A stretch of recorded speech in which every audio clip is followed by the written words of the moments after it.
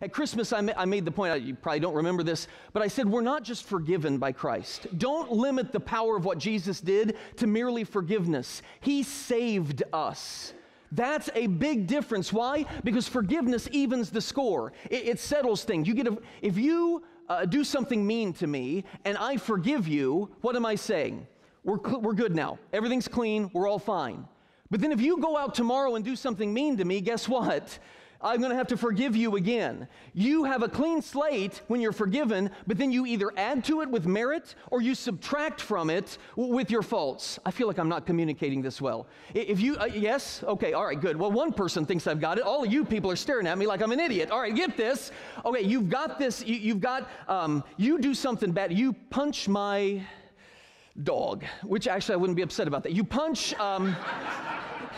my son, and that's going to really tick me off. You do that, and then you come to me and say that I'm sorry, and I forgive you. That means we're good. The slate is clean. But if you go out tomorrow and you punch my daughter, then I'm going to have to forgive you again. In other words, you subtracted from it with more fault. What does Jesus do? Jesus doesn't do that here. Jesus does more here's what he does. He takes the slate that keeps track, breaks it over his knee. It's done. There is no more slate. This game is over. We were not merely declared not guilty by Jesus. We were given righteousness.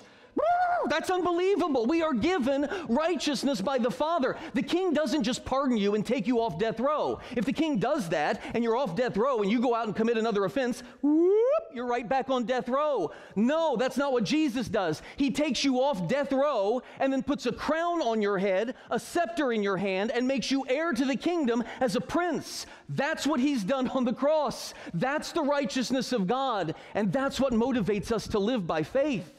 That's what separates us from everybody. It changes everything. That's what changed Martin Luther. It's what's changed John Calvin. It's what changed Augustine. It's what's changing me as I'm reading through this.